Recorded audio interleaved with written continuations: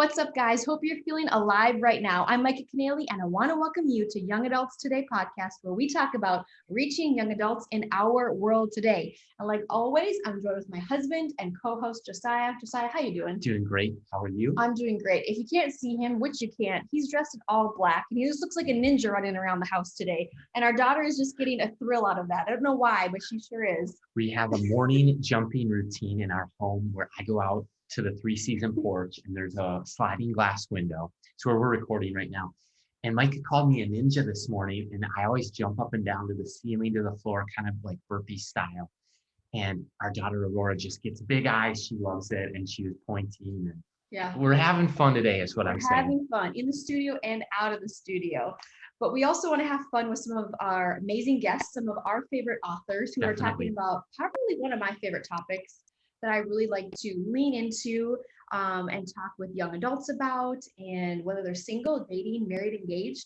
For the listener, you can lean in today and you can learn something today. It's going to be fun. That's going to impact you in whatever season you're in. So Josiah, who in the world do we have on the other side of this conversation? I will introduce their bio in just a second, but want to just take a second and greet Dave and Ashley Willis. Welcome to the show. Hi, guys. Hey guys. Hey guys, it's good to see you. Yes. And you do look good in all black. Yes. So you're inspiring me to put on a ninja costume when my kids get home. They would love it. I'm getting to the age where when I do burpee jumps, it doesn't end as well. Everything creaks and cracks, and my knees don't act right. So I don't know if I'll do that part, but I can put the costume on. Yes. There you go. Well, Dave and Ashley Willis, thank you guys for joining us. These guys are parents of 4 awesome boys. So check that out. And they're hosts of the very popular The Naked Marriage podcast. They're part of the incredible team at Marriage Today and XO Marriage. They travel and speak with authors of numerous books, including The Naked Marriage, Raising Boys Who Respect Girls, and the soon-to-be release coming next week at the time we air this episode. So you can pre-order your copies of the brand new book, Naked and Healthy. And so, guys, we just want to say welcome to the show. Before we dive in, can you just maybe kick off with your story of journey of life, marriage, faith, and leadership with us and our listener today? Absolutely. So Dave and I have been married almost 20 years. So this is our 20-year anniversary is coming up in May. We can't believe it. It's like flown by, but we are college sweethearts. So we met my first day of school and Dave's first day of his junior year, and in acting class, and we ended up getting married fairly quickly. I think we got married the weekend after he graduated, and the rest is history. We got 4 awesome boys, ranging in age from 15 to 5, and so life is crazy, but it's awesome, and we love it.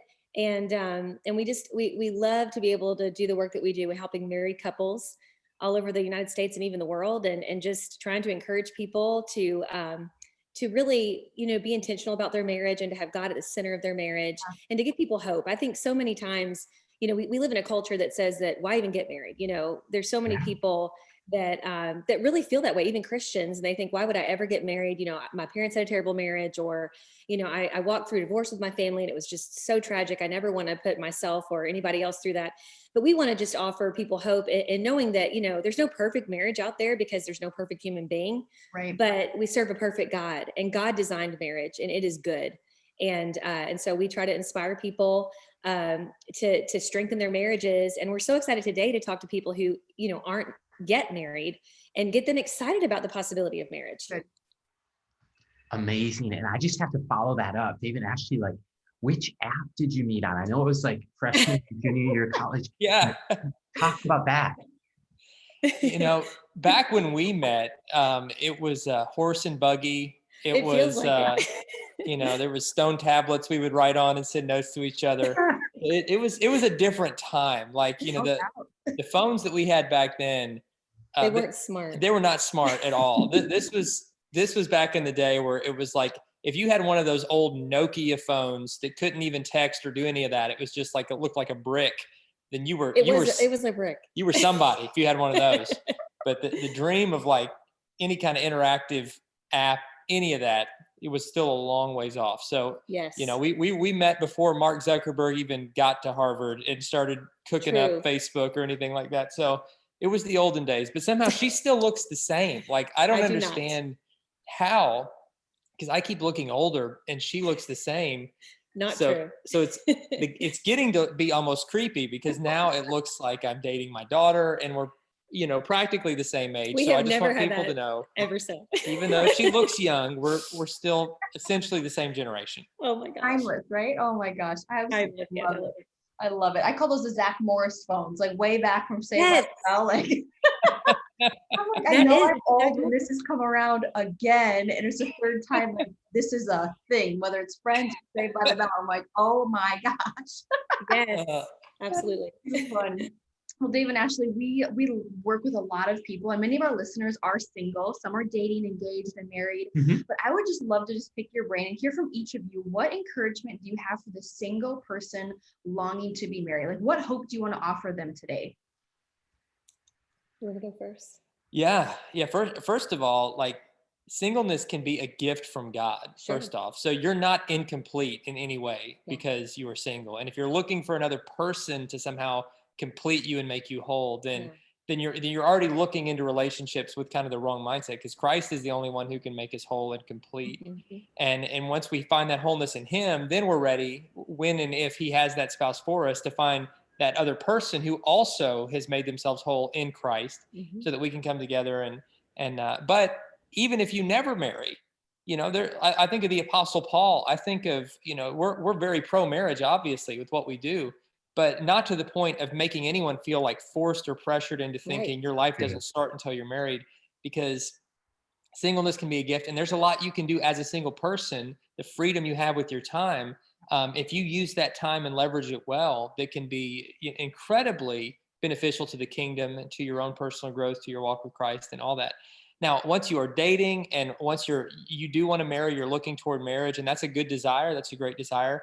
I would just say a couple things. Number one, you can't be inauthentic in an attempt to try to attract somebody else. You've got to be you, right? Yes. So, and if you'll be yourself, that authentic version of who Jesus made you to be, then he'll lead you to that person who's going to be drawn to the authentic version of you. But if you're trying to be somebody else, then you're entering into that covenant relationship kind of playing a role instead of being you. So that's part of it. Number two, I'd say don't make compromises when it comes to sexual purity. You know, we live in a world that cheapens sex, and it just tells us that, even in Christian circles sometimes, that, oh, well, I mean, if you're in a committed relationship, then go ahead and sleep with each other. And God's standard for sex is one that's meant exclusively for marriage. And any time we're using that gift outside of marriage, we're really creating baggage for ourselves and baggage for other people. Even when we're doing it digitally, you know, I'm somebody that early in my life, from my teenagers, you know, into early adulthood, I had an on and off struggle with pornography that we talk a lot about on our podcast and in our, you know, books and different things. And even that can create such baggage. And so that in itself is a sexual sin, even though you're not physically with another person, just because of what it's doing to your mind. And so continue to pursue Jesus, continue to grow in him, continue to fight for sexual purity, and don't make compromises along the way. And I guess that would be some of my big advice. Those are huge things. I want to add to something Dave said about being authentic. You know, we call our podcast a Naked Marriage Podcast because it's a fun word. We love the word naked, you know, and it definitely gets your attention every time. We're human beings, right? But, you know, we're nervous, right? I know, exactly. It's like, I'm nervous to even say that word online. It's like, are we allowed to say this? Hey, no, I know. It's God's word, right? It is. So sex, by the way, that's a good one too. But yes, I think we use it so much, people are afraid we're going to like be naked on these Zoom interviews or something. And so no, don't worry, people. I know you're only listening to this. We're fully clothed, right? You know, so don't worry about that. But we don't let it go too far. But the nakedness, not to interrupt, it's not just physical. Right. We call it naked marriage because it's about, you know, being naked and unashamed. The word naked marriage, or the term, comes from Genesis with Adam and Eve, the very first married couple. I think people, you know, we know as Christians when you read the Bible, we know the very first people God created were Adam and Eve, but we often forget they were the very first married couple. And, God created them and he blessed them, and they were both naked and unashamed because they were naked physically, which is awesome, but they were also naked spiritually, mentally, emotionally. They had no secrets from each other. Right. And for one moment in time, they had this beautiful union between themselves and God. And then we know the fall happened and sin happened, and they believed the lies of the serpent. And, that's still going on today. And we don't have necessarily a serpent coming up and actually talking to us, but there is an enemy that would love nothing more than to divide marriages and divide the beautiful union that God created. And so, we talk about this concept of being naked and unashamed on our podcast all the time, because I have seen this epidemic of married couples living these like parallel lives, but never really getting naked with each other. Yes, they're sleeping together and they'd say, oh, we're naked, we're getting naked. But really, it's a great marriage is about so much more than that. It's about, really bearing all towards each other and saying like, this is me, and this is me and all my flaws, the good, the bad, and the ugly. And I, I want to show this to you, but I also want to know you in the same way, and to be fully known and fully loved as we are. And, when you go as a single person into a relationship and you start getting to know the person, and you kind of reach this point where you're finding that you have to be somebody else, and then you eventually maybe end up still marrying that person because you want to make it work in your head. You're like, this should work. This is who I should marry, and this is who I should be. When you go into a marriage like that, you're setting yourself up for a lot of issues right out of the gate. And so to the single people watching, just be yourself, and I know when you're dating, I mean, there's phases of dating, and of course, don't like just completely say everything on the first date, all your, weird habits or whatever it is, but you gradually, as you're getting to know someone, you show that part of yourself. I mean, I will never forget, like, I'm going to just tell a story about when we were dating, about you being extremely authentic. Okay. So like, I don't know what she's going to say. I know. So like, and we're just real. So like on I want to say like our third date, we're sitting and we were in college. And so we would stay up really late talking about everything. And I remember out of nowhere, I noticed that Dave was doing something weird with his toes. And he's like, and he caught me looking at them. And I was like, what's going on there? This is so gross. So no. This, I'm going to say the first thing's not gross. The second thing's kind of gross. Oh no. Gosh. Anyway, so the first thing, you can edit this out. Don't, everything's raw and real here. This is authenticity. Okay, good. No, and some people can relate to this. So he's like moving his toes, and he's like, oh, you noticed my toes? He goes, did you know I have toe powers? And I was like, toe powers, what? And I'm thinking this is kind of weird. And he basically, his third toe, is it your fourth toe? Yeah. He can move it in amazing ways. And I can move it's amazing. One toe on each foot, I can move like a finger, and it's like the creepiest thing. Like he could use them as hands. Okay. And so anyway, he shows me that. And then like probably like the fifth date or maybe sixth date, I look at his feet again. He takes off. Well, he didn't even, it was like I wasn't in the room. He takes off his shoes, and he takes off his socks. And I think we're like in your like frat house, what do they call it? Like the general room or something. So you were just making yourself comfortable. We're sitting in the frat house, like den area. And he takes off his shoes, takes off his socks. And all of a sudden he starts taking the sock and rubbing it in between his toes. Can't believe she's telling this. And I was like, what are you doing there? And he's like, oh, I'm flossing my feet. And I was like, flossing your feet? What? Because I explained to her that at that time I had athlete's foot, and it was like, yeah, that's never good. Never good. And it itched so badly that like, that's all I could do to like bring any kind of relief. And it was about the grossest thing you've ever seen. It's not that. But I was so comfortable with her. I didn't even. He didn't even think about the fact that she was there and I was doing this gross thing with my 20 feet. years later, she still picks you. we're still together.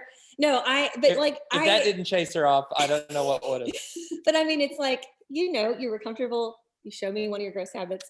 Anyway, so like Dave, he's always very authentic. And one thing I remember when we were dating that just really made me even more attracted to Dave was, him being willing to be himself. And I would always look at him and I'd say, I feel like you have, honest eyes, and he'd be willing to talk about things. And even in our marriage, even when things did come up where we weren't being totally honest with each other, just that willingness to come forth with it. And I'm telling you, it's scary being honest, whether you're dating someone or you're married, because, our human nature tells us to really cover up anything that doesn't seem pleasing or that might, not be taken the right way.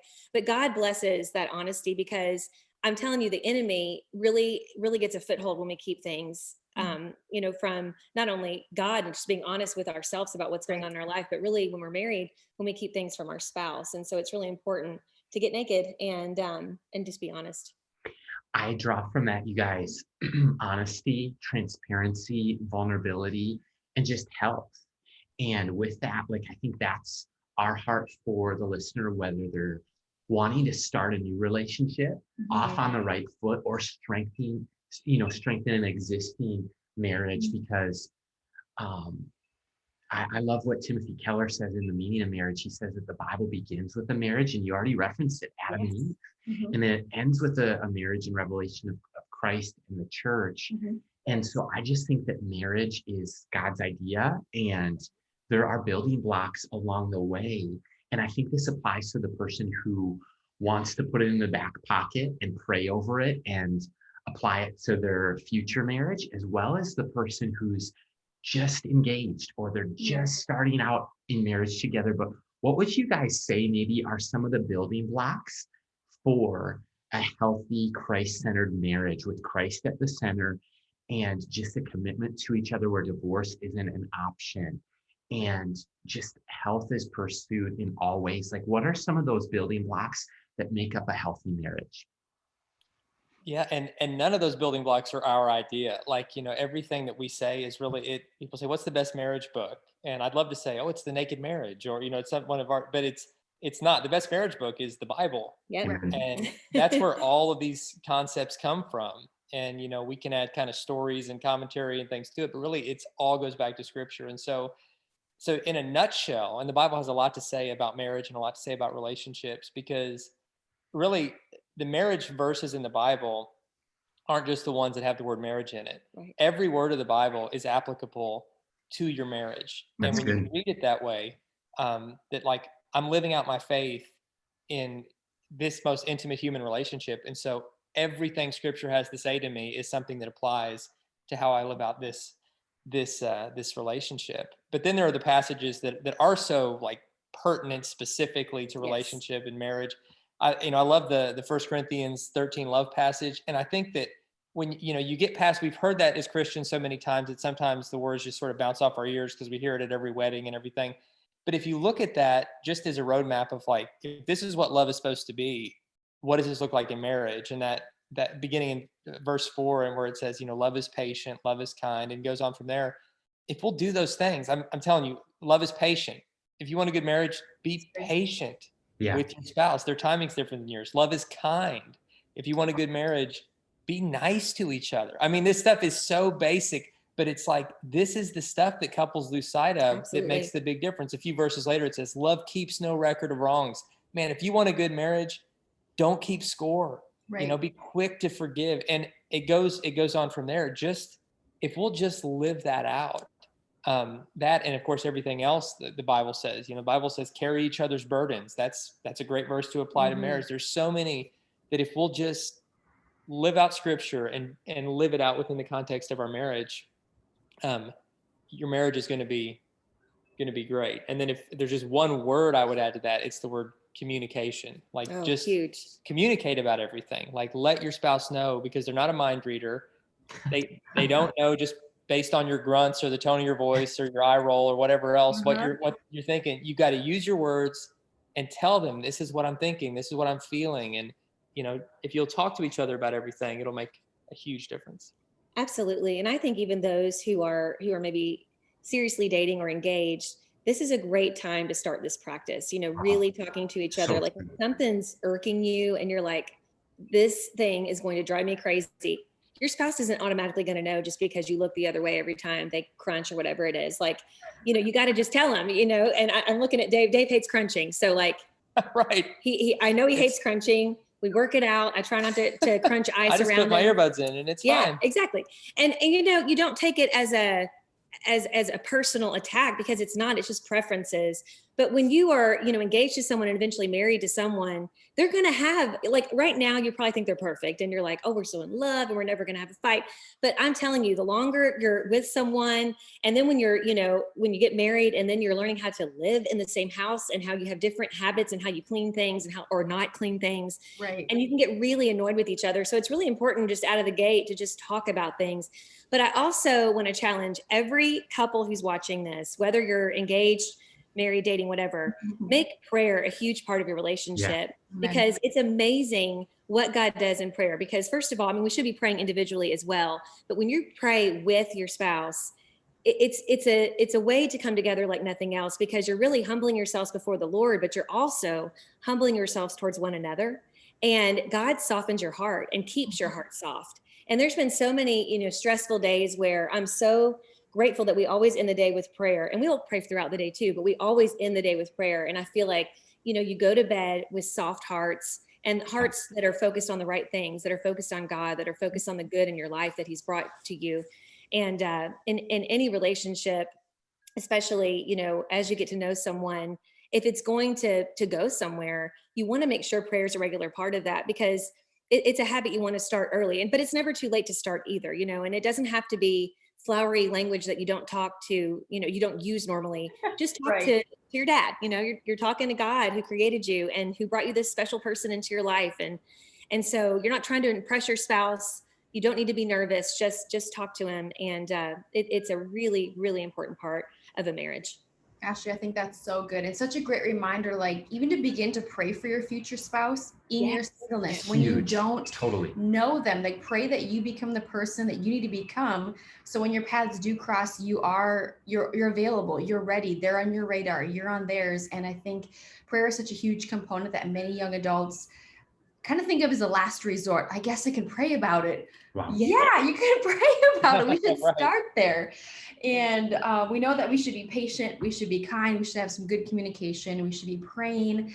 But I would also ask the question, like, how do people in marriages overcome challenges in their lives that stem from maybe some decisions they made in singleness, or maybe they're currently in singleness now? Like, what are some of those things that, how do we overcome some of those challenges if we're married from past, whatever happened, whatever, good, bad, ugly, so. Yeah, that's huge.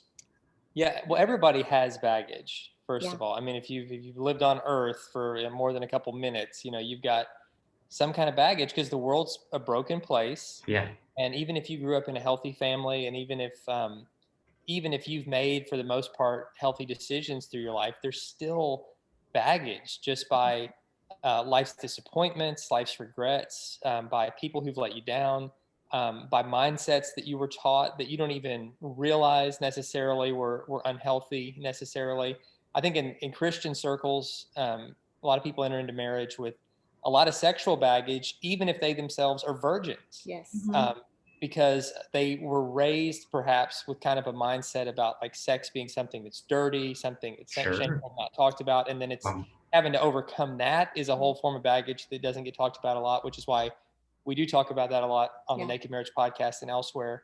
But when you've made poor decisions, yourself, I mean, I already alluded to the fact that I had baggage from, from pornography. I had baggage from, regrets that I had. And I think that every person in marriage, coming into marriage, whatever path led you there, it's something you've got to first and foremost be honest with God about, taking it to, He already knows, but take it to Him and say, Lord, I need the healing that only you can bring to really make my heart whole from the things that I've experienced, things that have been done to me, things that I have done that were outside of your will, that you can really bring wholeness to me. And then help me to be honest with my spouse about that.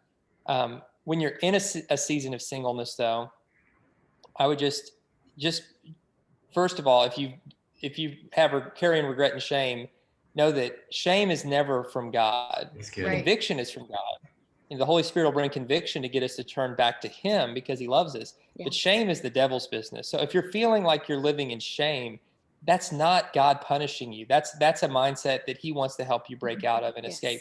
Jesus already took a beating, a literal beating, to forgive you of your sins. So you beating yourself up for the same sin, is really pride, because it's telling Jesus that what he did wasn't enough for you.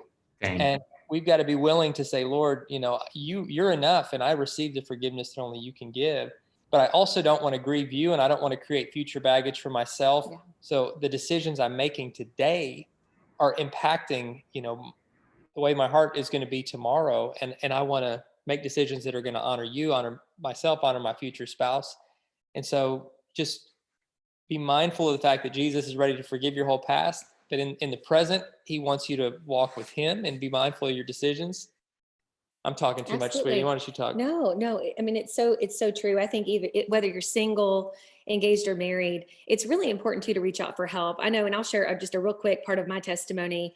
And I talk about this a lot because it's so widespread, but I actually had a real problem with anxiety even before we got married. I didn't really recognize it because I told myself, well, I just tend to be, a little tightly wound, or I'm just, I'm just worried. I just tend to be more concerned about things than most people. We make excuses. But after we got married, I fell into just full-blown anxiety attacks. And then I had a depression as well. And I was just a mess. I mean, I could barely function through the day. I did, what I absolutely had to do, but I just really wanted to go crawl in my bed and just cry. And I did cry a lot. And I'd wake up Dave in the middle of the night and just ask for prayer. And he was so sweet to always pray with me and reassure me, because there's some crazy thoughts that just riddle your mind. And, what I would say to the person who's dealing with that or any kind of mental illness of any kind is be quick to get counseling. Like Christian counseling was a game changer for me. I was married when I finally realized that I needed help, that I couldn't do it on my own. And Dave kind of helped me to get the strength to do that. And so, there's probably, even if you're not married, talk to a trusted friend, a friend that, loves you, loves God, and is for you. And just tell them what's been going on, and then go take that next step and call a counselor. If you're married, we actually have the marriage coaches at Marriage Today, XO Marriage, and you can go to xomarriage.com/coaches to make an appointment with them virtually or in person if you're in the DFW area in Texas. But, there's all kinds of online. I know a lot of us, we can't get out and make an appointment necessarily these days, but there's all kinds of ways to get help. And I know for me, I was in counseling for probably 3 or 4 years, and I had several different counselors because we moved in the middle of that. And sometimes, you'll go to counseling and you're like, this person isn't quite getting me. And that's very normal. That doesn't mean counseling doesn't work. It just means you're with the wrong counselor. And so I would encourage you to not go to don't stop going because you're like, oh, I'm not really feeling it with this counselor. Find another counselor and try again, because there's so much, I think, peace that comes from that. Because I know for me, I gained new perspectives from my counselor. Yeah. There were verses that I just wasn't even thinking of, that they would tell me that I would really focus my mind on, because, just like in the word, it talks about renewing our mind when it comes to anxiety and depression or any mental illness. That's what we had to do daily. It's a daily, choosing to allow God to renew our mind with his word and through prayer. And so, I just want to encourage, don't think that you're alone or that you're the only one. Again, that's the enemy's game, is isolation, but definitely get help and do it. If you are, single or dating or engaged, do it now. And also, if you're engaged, be honest with your future spouse about that, because you need to bring them into the picture. This is the person you're going to spend the rest of your life with. They need to know what's going on. Right. That's so good. Incredible. We believe that counseling is a gift from God, and it is so good. I've benefited so much just from Christian counseling, like you just said, Ashley. And we also believe that mental health matters. We're holistic beings. And part of holistic ministry is Jesus fed people food because they have physical needs. Jesus talks often throughout scripture about, like, the Apostle Paul writes that, like you said, we need to renew daily our minds. And I love the idea that God's thoughts are not our thoughts. His thoughts are higher. Right. And so we get to actually come into alignment to allow our thoughts to be congruent with God's word. And our thoughts are such a powerful force. And I'm talking even deeper than something that's good. Like, positive thinking is good. It's a good thing. It's a gift from God as well. And even a layer deeper than that is God thinking. Yes.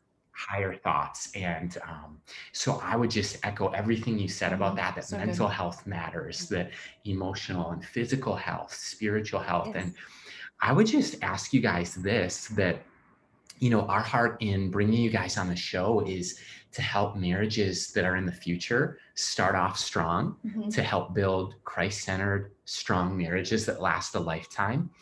And there's storms that come along the way. There's turbulence, and some people are in the thick of it right now.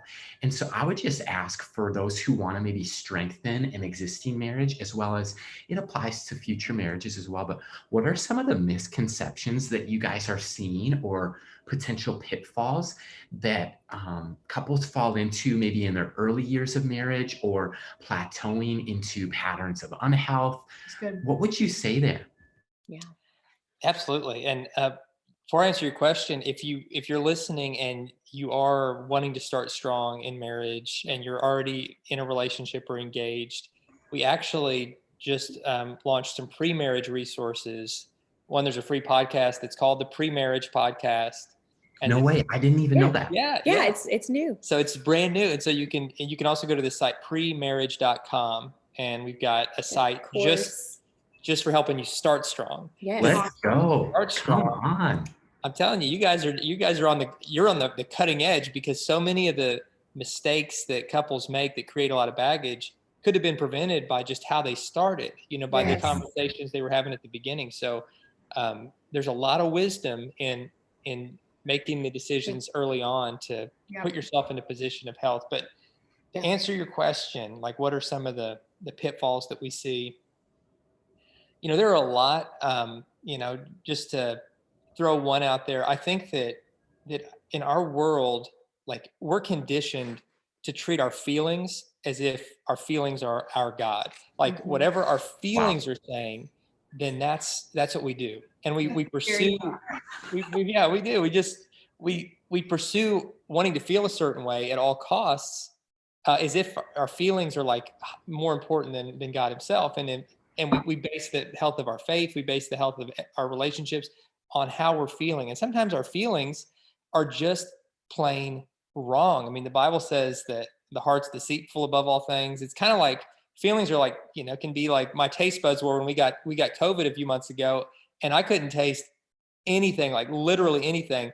And there was nothing at all wrong with the food. I could have said, oh, this food's terrible, or this food's bland. No, the food, there was nothing wrong with it. It was like the way that I was processing it. And sometimes our feelings are out of whack like that too. So in our relationships and marriage in particular, every relationship, every marriage is going to hit patches where your feelings are different, where it might be a struggle. And it doesn't mean that you're not committed to each other. It doesn't mean that you don't love each other. But the first time couples get to one of those patches where all of a sudden things feel different or things are hard, and they believe these myths and these fairy tales that, well, if I married the right person, it would never be hard. It would never take work. And it would just naturally, we'd feel like, we're in a fairy tale all the time. And that's not real life. And then they end up leaving, and they convince themselves they need a fresh start with somebody new, when what they really needed was a restart with one another. Wow. Right.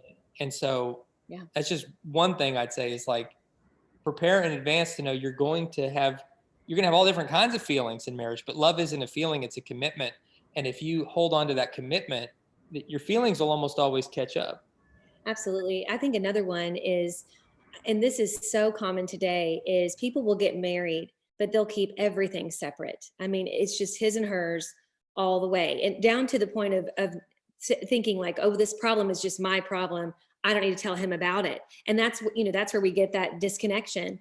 And, you hear people say that we're just not on the same page, or, he never talks to me, or she won't talk to me, or she never wants to have sex. And I'm thinking, well, when was the last time you guys actually had a conversation? Like there's a lot more that goes into intimacy than just physical intimacy. And that connection, a lot of it is just from these separations that so many people make when it comes to bank accounts, when it comes to what goes on at your workplaces, Facebook, like having these secret lives. It grows and grows and grows.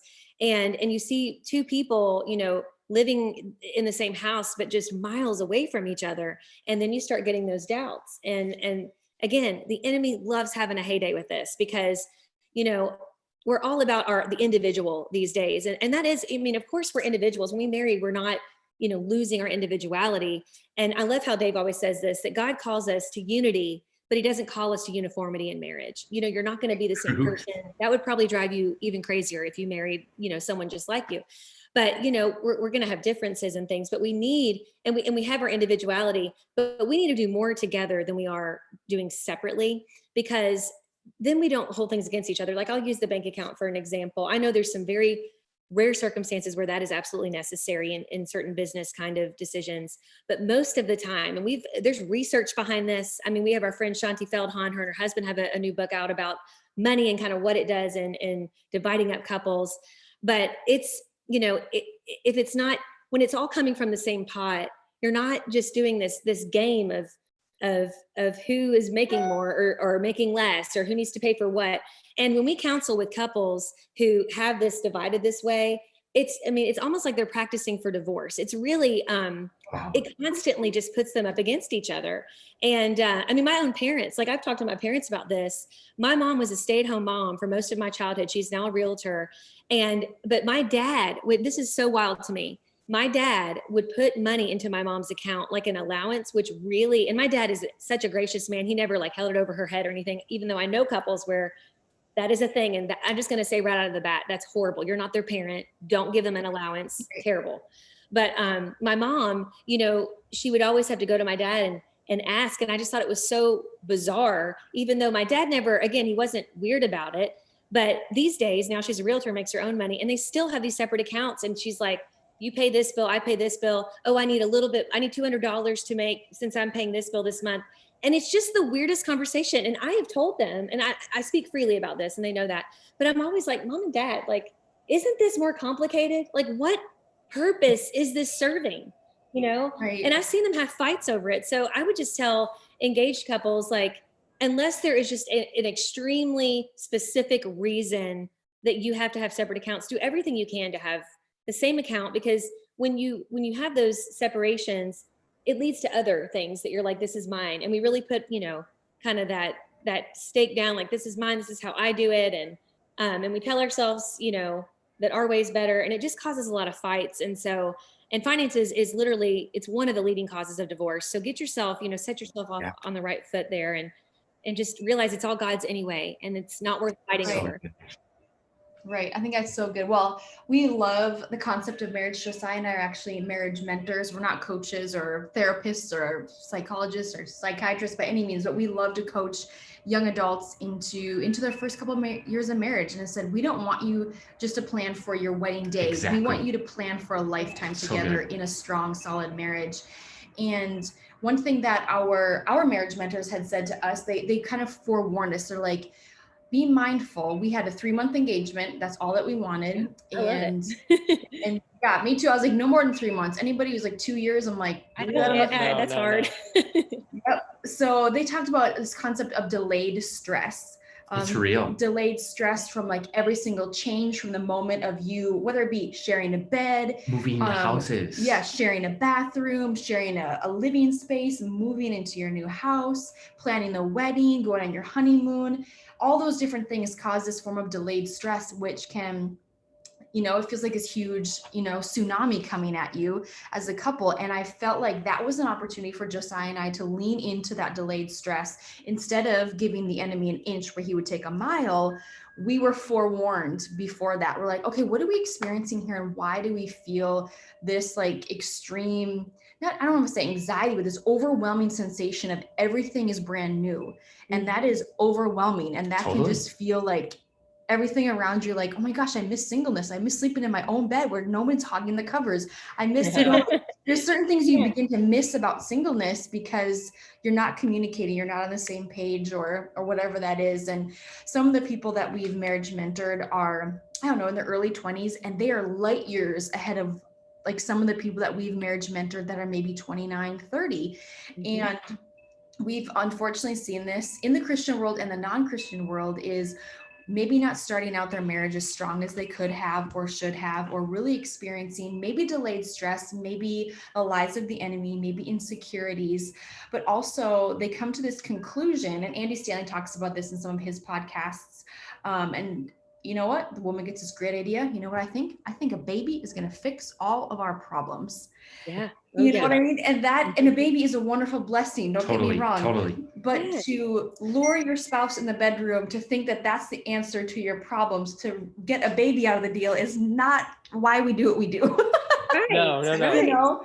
And so we've seen that. So when we talk to our people that we're, visiting with, we just bring in all these different dynamics of expressing like, hey, singleness is a gift, marriage is a gift. So good. If both of you are the same person, one of you is unnecessary. Our pastor would say that. It's like, if you're the same person, then one of you is unnecessary. Like, come on, like that's pretty boring, and then talking about finances and trying to get your house in order as two married people, hopefully before children, if you can do that and plan that well. But for the people who maybe are parents listening, who may be married or maybe want to be parents, what do you have for them in regards to advice? What would your best parenting advice be? If you could each leave the listener with one golden nugget in that world, what would you say? Oh my goodness. I honestly, my best parenting advice is also marriage advice. And that is to not put your marriage on the back burner when you have kids. Wow. And the way that God designed the family, it's God first, then it's marriage, and then your children. Right. And the funny thing about it, it feels counterintuitive because you're like, when you have a baby, it's just all hands on deck all the time. And then you add in multiple children and you're like, oh my gosh, how in the world am I going to have time to even look at my spouse romantically? It's like, we're just all trying to get stuff done. But it's so important to prioritize your marriage, because really the best gift you could give your children is a happy marriage, is a marriage that's thriving, is two parents who love each other, is two parents who work through things. And, and that's something that in our house, I mean, we have a 15-year-old, a 13-year-old, a 9-year-old, and a 5-year-old. And there's times where they don't like it when mom and dad have to go on a date because they want to play tickle torture with dad. But, Dave will say, listen, I'm going to play tickle torture later. Mom and I need to go to dinner together, just the two of us. So your big brothers are going to watch you tonight. We're just now in that phase, which is amazing when you have multiple kids and the older ones can watch the younger ones. But before that, years ago, we just get a sitter. It sometimes took us going 7 sitters deep on the list. And we look for the YMCA family nights out, where we let them watch our kids for $5 a kid and they feed them pizza and watch them for a couple of hours. We'd be like, that's our date night. But, you do whatever you can to make it a priority, because what we found is when we didn't, for us, it's weekly. For somebody else, it might be twice a month or once a month. I mean, whatever it is, just make it regular. But we found that when we don't do that, like when we're too busy and we're not making that a priority, we really do have, those little arguments more, or we just feel more stress. But when we can go out for a couple hours and actually look at each other, talk about our hopes and dreams, and, we come back better parents. And in our house too, when our kids, when we go to bed, we also have that little time together, just the two of us. And it could be for 30 minutes, of just truly talking. And our kids will be like, we put them to bed maybe 30 minutes earlier than they would like. And we're like, it's mommy daddy time. And I think it's important as parents for us to tell the kids, mom and dad love each other. We want to be around each other, and just letting your kids know why you're doing what you're doing, and say, mom and dad, we want to spend time together because we love being married. And, we want to make that relationship, we want to pour into that relationship. Yeah. So good. So good. That is amazing. We just became parents 9 months ago tomorrow. At the time of recording this episode, we have a 9-month-old daughter, Aurora, and just love her so much. And so we kind of ask that just even for ourselves. And that's something that we're really trying to grow in and learn about real time. Yes. And something that I just wanted to mention, because marriage is like one of the most major life events. Everyone would agree. I think another is becoming a parent or having a child. Another would be like job or career change. And I stumbled across something by the American Institute of Stress. It's called the HOLMES, HOLMES, Stress Inventory. And basically, this is like a scale that they use in psychology and in the medical field to measure stress. Mm-hmm. And what they found is there's like 43 different life events, ranging from even the death of a spouse is rated the highest, down to even like a violation of a traffic law, like getting a speeding ticket would be a minor, but still stressful events with 11 points. And what they say is that they're able to predict burnout based on if you have a score for multiple year over year. So I'm going to start taking this annually. And I just want to share it as maybe a resource for the listener of like, just Google it, stress.org, the American Institute of Stress, the Holmes life stress inventory. And like, if you have back-to-back year over year where you're rated above 150 points, your risk of burnout is actually like 75% higher. And they use this to predict burnout, not only for ministers or physicians, but just people in general, because sometimes life throws us stressful events, and there's eustress, EU stress, and then there's distress, DIS stress. And like eustress is good, but your body still processes it as stress, fight or flight. And then distress can also be very bad, like negative. And so I just think that, I don't know why, but I felt like the Holy Spirit just wanted me to just share that if you are feeling delayed stress from just having a baby or just changing jobs or starting a new ministry, and you're a few months in and you're like, I'm loving this, but I'm feeling overwhelmed, or we're a few months into marriage and we're happy, but we're just like dealing with it. I think that that is totally normal and even medically like to be expected. Yeah, knowing how to process that. Yeah, helpfully. That's the helpful part. Yeah, discovering that. Yeah, of self-awareness. And so Dave and Ashley, like one of the things we love to do is to talk about 5 in 5. And we throw 5 rapid fire questions in 5 minutes. But before we do, I just want to ask you, would you be willing to talk about your newest book? It's called, it's coming out like February 21st, correct? 16th, isn't it? I believe it is the 16th. Okay. It's around there. It's around that time. I think it's like the 16th. But hey, we're all close, right? Yes. It's all in there somewhere. Right. So Naked and Healthy, this is like your latest book. Yes. Go there. Like, tell us about it. Sure. Yeah, it's just based on the concept that God wants us to be healthy individually and healthy in our marriage. And so there are 3 main components of health. It's mental health, spiritual health, physical health. And if each of those 3 are strong, they're like 3 legs on a 3-legged table. You know, if any one of those is missing or weak, the table's wobbly.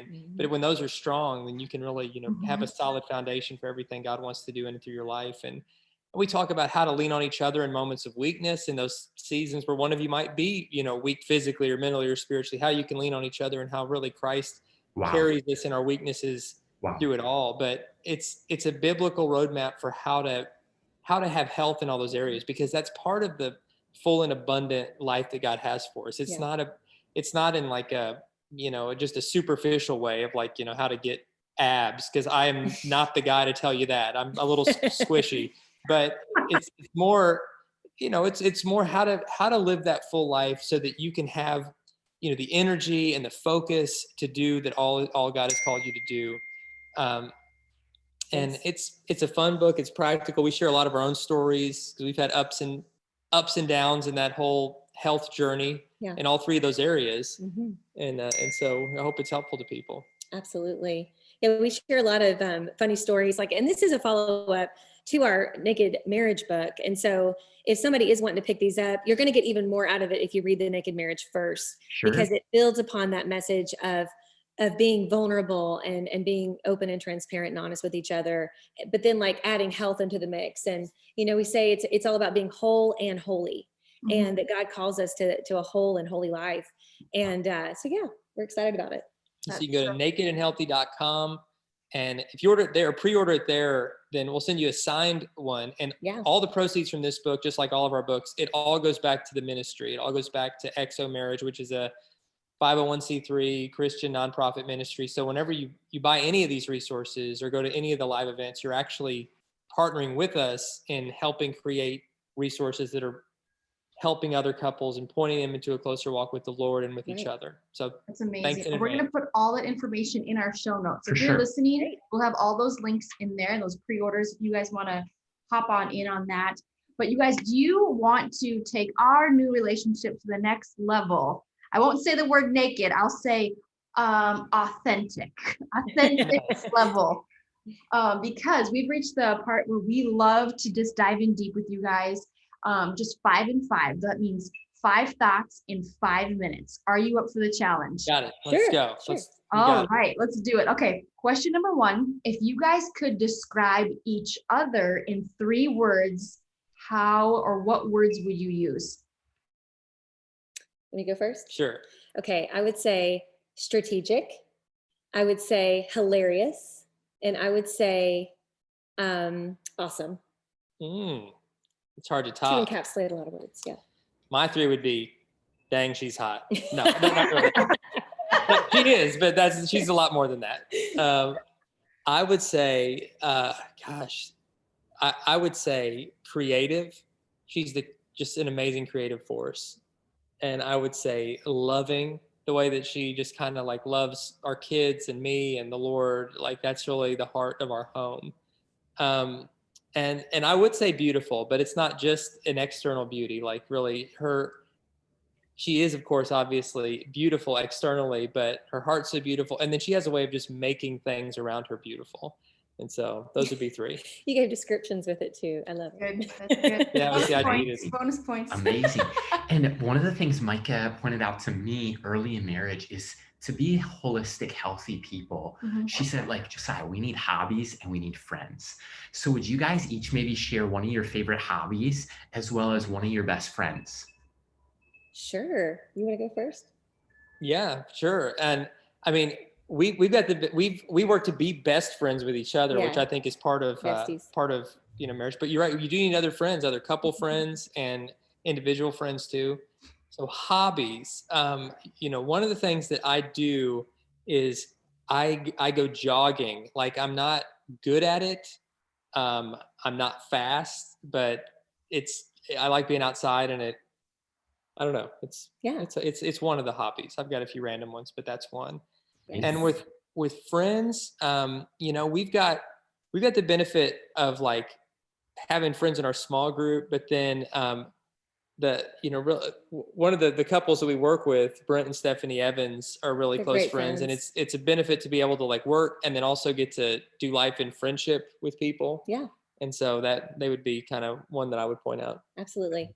Hobby wise, I haven't been able to do it as much, but it is one of my hobbies is dancing. I love it for exercise, but I also grew up dancing. Like I took dance lessons from the time I was 2. And I just love it. And I need to do more of it. I need to like get back in my Zumba classes. Yeah. And as far as friends, I mean, I would say Britt and Stephanie too. We also, Israel and Holly, really those 3 couples, we get together once a month. We have a dinner together, and it's been so fun because we all have kids and busy jobs, but we make that a point every month to get together, and it's really fun. I absolutely love that. All right, question number 3. Here's the curveball. If you could ask Josiah and myself one question, what would that be? Maybe you have one for each of us, however you want to do it. Yes. Oh goodness. Yeah. Gosh, that's a good one. Like, yeah.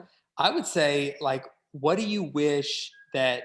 Because I feel like I'm already I'm 42, and I feel like I'm already kind of getting to the age where, I used to just feel like I naturally totally get and connect with what 25-year-olds are thinking. But the older I get to realize I'm getting more disconnected. And so what do you wish that like older folks like my age and even way older? We're not older folks. Yeah. But, from, 40 to 100 or whatever, really knew about the needs and desires and thoughts and vision of your generation. Yep. That's cool.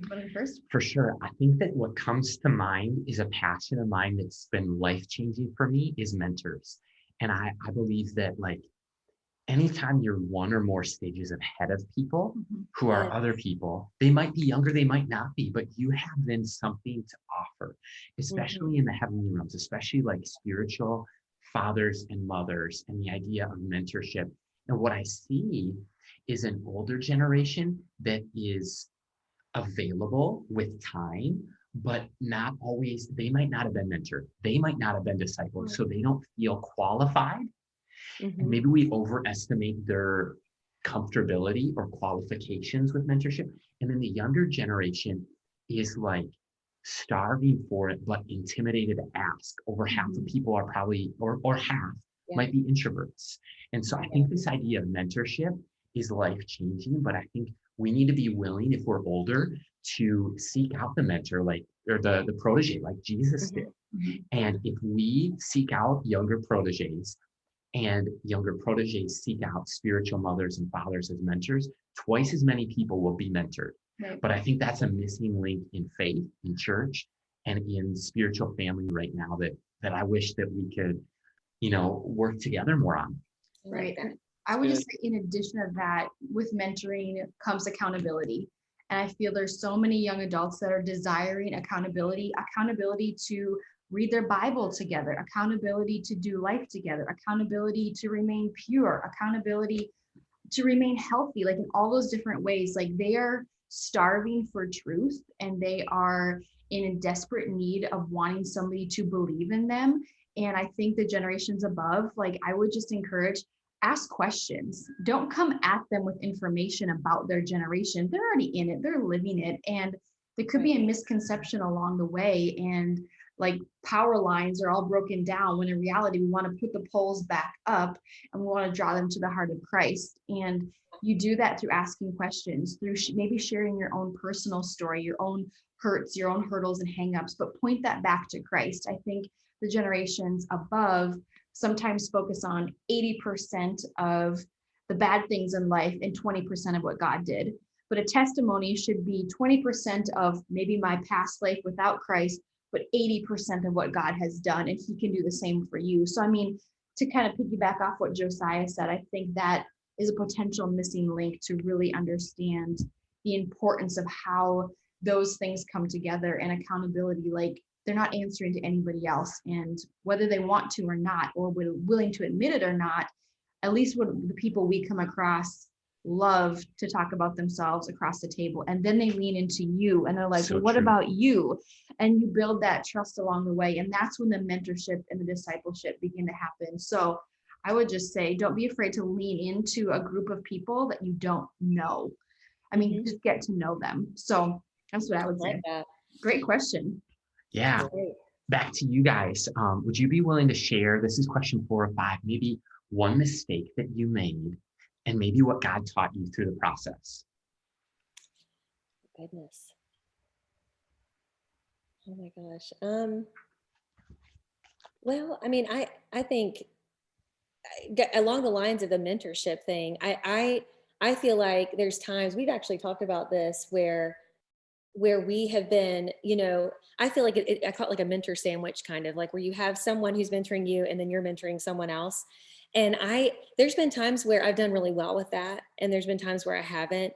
And when I go out of my way and use, like, I feel like some of these apps, and like Marco Polo, or I don't know if you guys are familiar with that, but they make reaching out to someone who maybe isn't physically near you, that you can't actually go have coffee with, that you've mentored in the past, like being able to reach out that way, it makes it so much better, because you're actually, it's kind of like FaceTime, but it's recorded on your time. When you have kids, sometimes you can't even find a quiet moment.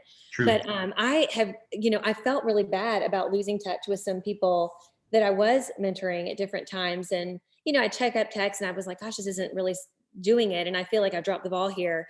But I discovered Marco Polo. We were kind of late in the game. And when I go out of my way to touch base with them, and they come back to me, and then we eventually have a conversation, it's so life-giving to everyone involved, because even if you're the one pouring into someone else, I feel like you get back so much more. Like, that's just how God works.